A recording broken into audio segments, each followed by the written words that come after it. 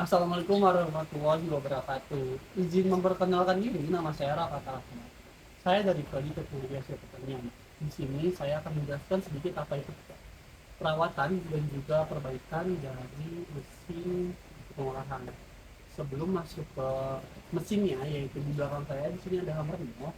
Saya ingin menjelaskan sedikit apa itu perawatan dan juga perbaikan. Perawatan adalah kegiatan rutin yang biasa dilakukan untuk menjaga optimalisasi dari mesin. Biasanya itu dari pelumasan, pergantian oli maupun pergantian bahan. Tapi untuk perbaikan itu pergantian part mesin yang sudah tidak bisa fungsionalnya baik dan diganti menjadi fungsional yang lebih baik. Oke, kita masuk ke mesin hammernya.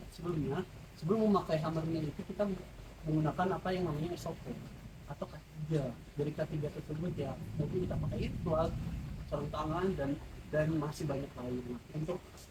Untuk pemanfaatan atau perawatan dari kamarnya tersebut ini cukup mudah.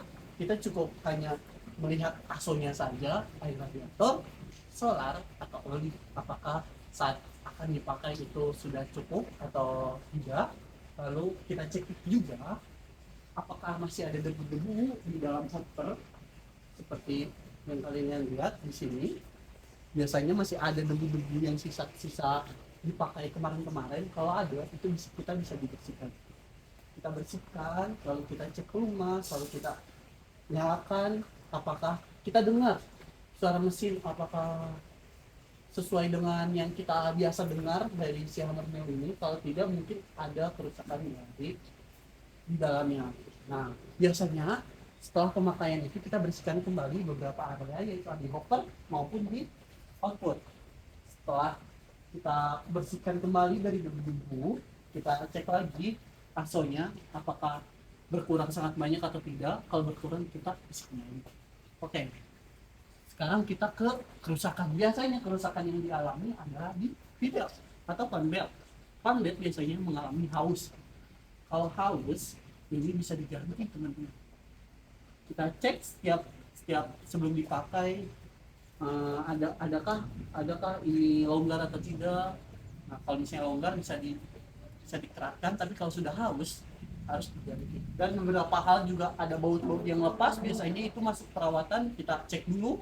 Kalau ada baut yang lepas kita pasangkan atau hilang kita ganti, masuk ke kerusakan.